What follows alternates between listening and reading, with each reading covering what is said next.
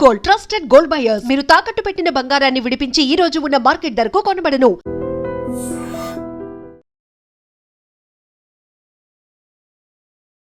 నమస్కారం, welcome to I dream. ధర్మ మార్గ విత్ విజిత కార్యక్రమానికి స్వాగతం.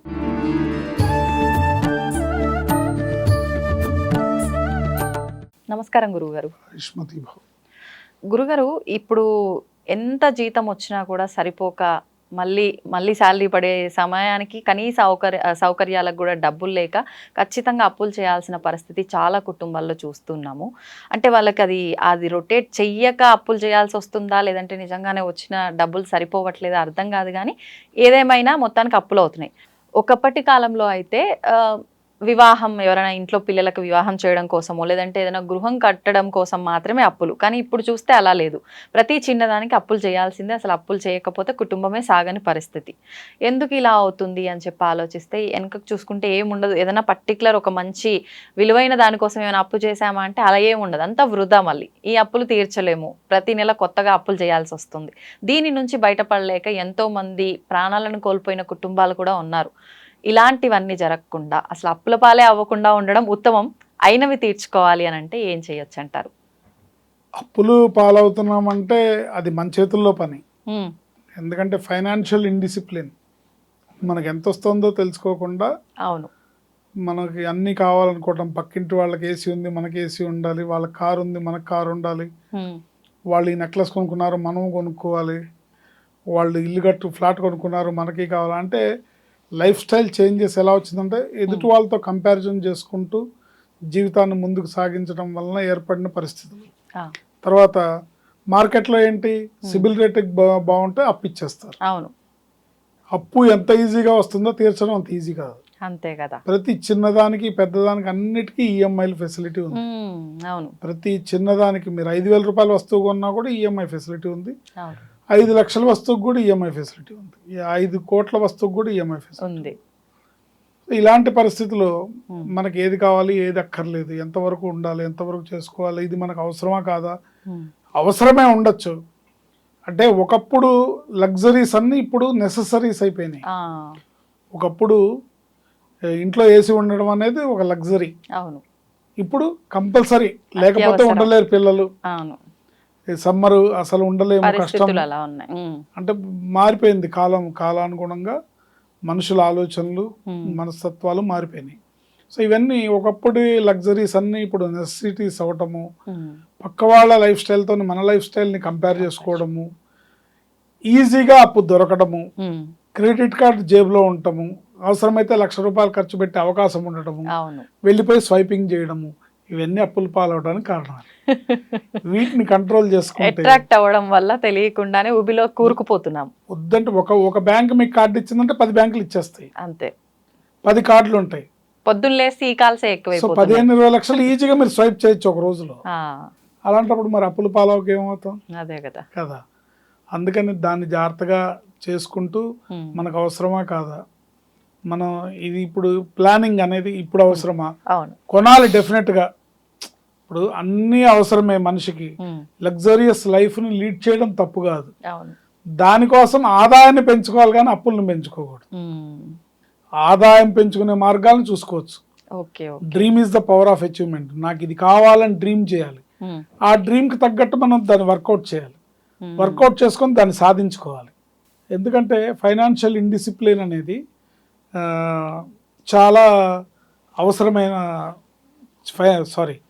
ఫైనాన్షియల్ డిసిప్లిన్ అనేది అనాలోచితంగా చేసుకోవడం వల్ల ఇబ్బందులు పాలవుతాం. అవును, ఎందుకంటే సాధారణమైన జీవితాన్ని జీవించడానికి కూడా ఒక క్యాలిక్యులేషన్ ఉంది.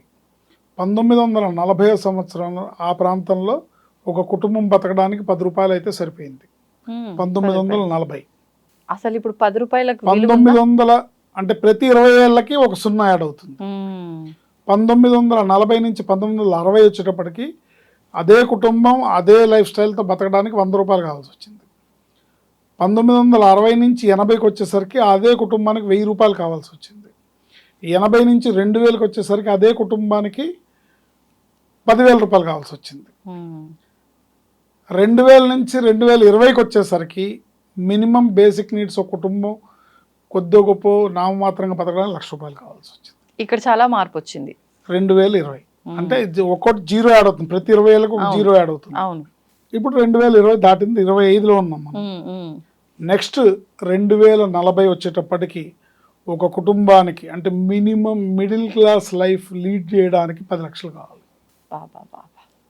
ఈ 10 లక్షలకి ఆదాయ వనరులు మన దగ్గర ఉన్నాయా? ఈ 10 లక్షలకి మనం రీచ్ అవ్వగలుగుతామా లేదా? ఇట్లా ప్రతిదీ ఆలోచించుకొని ముందుకెళ్ళాలి. ఈ క్యాల్కులేషన్ ప్రతి వాళ్ళు మైండ్లో పెట్టుకోవాలి. ఏంటి ఇది ఇప్పుడు ప్రూవ్ అయిన క్యాల్కులేషన్ ఇది. కానీ చాలా కష్టమే గురువు గారు ఇప్పుడు కదా. ఇప్పుడు కొంచెం ఏదన్నా తెలివి ఉండాలి, ఏదైనా చేసి డబ్బు సంపాదించాలి, అది కూడా మంచిగా ధర్మంగా సంపాదించాలంటే, లేదు అయితే చదువు ఉండి దానికి తగ్గ జాబ్ అన్నా ఉండాలి. వీళ్ళిద్దరికి సోర్స్ ఉంటుంది, మిగతా వాళ్ళకి చాలా కాలాంతరంలో వచ్చే మార్పులు. ఇప్పుడు ఒకప్పుడు సాఫ్ట్వేర్ బూమ్ వచ్చింది, సాఫ్ట్వేర్ ఎంప్లాయీస్కి లక్షల్లో కోట్లలో జీతాలు వచ్చినాయి. ఇప్పుడు ఒక 3-4 ఇయర్స్ తర్వాత సాఫ్ట్వేర్ ఫుల్గా డౌన్ అయిపోతుంది, మొత్తం ఏఐ ఉంటుంది. అవును ఏంటి సో ఏఐ టెక్నాలజీకి ఆ ఏఐ టెక్నాలజీ అనేది చాలా ప్రొఫెషన్స్ని క్యాప్చర్ చేసేస్తుంది. ఇంట్లో వంటోడు కూడా ఏఐ ఉంటుంది, పని మనిషి కూడా ఏఐ, రోబోస్, ఏఐతో పనిచేసే రోబోస్ వస్తాయి. ఏం చేయడానికైనా అన్ని వచ్చేస్తాయి. అప్పుడు మనుషుల్ని హైర్ చేసుకునే పరిస్థితి ఉండదు. మనుషులు ఉంటారు, కల్కి సినిమాలో చూపించినట్టు బ్రెడ్ ముక్క కోసం కొట్టుకోవాలి. అందుకని జాగ్రత్తగా ప్లాన్ చేసుకొని ఫైనాన్షియల్ డీల్ చేయడం అనేది చాలా ఇంపార్టెంట్. కాబట్టి దాన్ని జాగ్రత్త చేసుకుంటూ ఉండాలి. తెలియకుండానే నా ప్రమేయం లేకుండానే పెరిగిపోతున్న అప్పులు నేను అవాయిడ్ చేయలేకపోతున్నాను, అన్అవాయిడబుల్ సర్కమ్స్టాన్సెస్ నన్ను చుట్టుముడుతున్నాయి, ఈ అప్పుల ఊపిలోంచి నేను బయటపడాలి అని కొంతమంది, లేదా ఆల్రెడీ తెలియక చేసిన తప్పుల వల్ల అప్పులు అయిపోయినాయి, ఇక నుంచి నేను జాగ్రత్తగా ఉంటాను కానీ ఈ అప్పులు తొందరగా తీరాలి అనే వాళ్ళు మటుకు తీసుకోవాల్సిన జాగ్రత్తలు ఏంటంటే, మంగళవారం నాడు ఎట్టి పరిస్థితుల్లో అప్పు చేయకూడదు. అది క్రెడిట్ కార్డ్ అయినా ఏదైనా సరే, ప్రాణం పోతున్నా సరే మంగళవారం నాడు అప్పు చేయకూడదు. ఎందుకని గురుగారు? మంగళవారం నాడు చేసిన అప్పు మంగళవారం మారు కోరుతుంది అంటారు. సో మంగళవారం అప్పు చేస్తే మళ్ళీ అది మళ్ళీ చేస్తూనే ఉంటారు అప్పులు. మంగళవారం నాడు అప్పు తీర్చచ్చు, మీరు ఎవరికైనా ఇచ్చేది ఉంటే ఇవ్వచ్చు.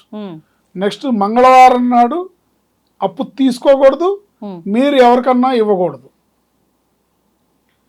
మీరు ఎవరికన్నా మంగళవారం నాడు ఇస్తే ఆ డబ్బులు రావు, ఇంకా రావు అనుకోని బదులు ఇవ్వటం, అప్పుగా ఇవ్వటం అలాంటివి కూడా చేయకూడదు. ఇస్తే రావు, లేదా మళ్ళీ మీరు ఇస్తూనే ఉంటారు తప్ప తిరిగి రావు. మంగళవారం నాడు అప్పు చేయకూడదు, అప్పు తీసుకోకూడదు. అప్పు తీర్చచ్చు, తీరిస్తే కుజుడు సంతోషపడతాడు, గ్రహశాంతి లభిస్తుంది, దానివల్ల అప్పులు తొందరగా క్లియర్ అవుతాయి.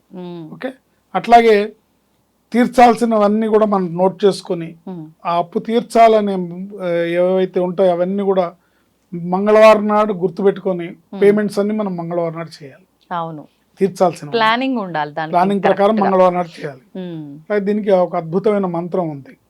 ఈ మంత్రాన్ని ప్రతిరోజు ఉదయం సూర్యోదయానికి ముందే గణపతికి పూజ చేసి శ్రీ గణేశ రుణం చింది, శ్రీ గణేశ రుణం చింది అనే ఈ మంత్రాన్ని మీ శక్తి కొలది ఎన్నిసార్లు అంటే అంత మంచిది. చింది అంటే తీరిపోవాలి, చింది అంటే చిన్నాభిన్నం అయిపోవాలి, చింది అప్పులన్నీ పోవాలి. శ్రీ గణేశ రుణం చింది.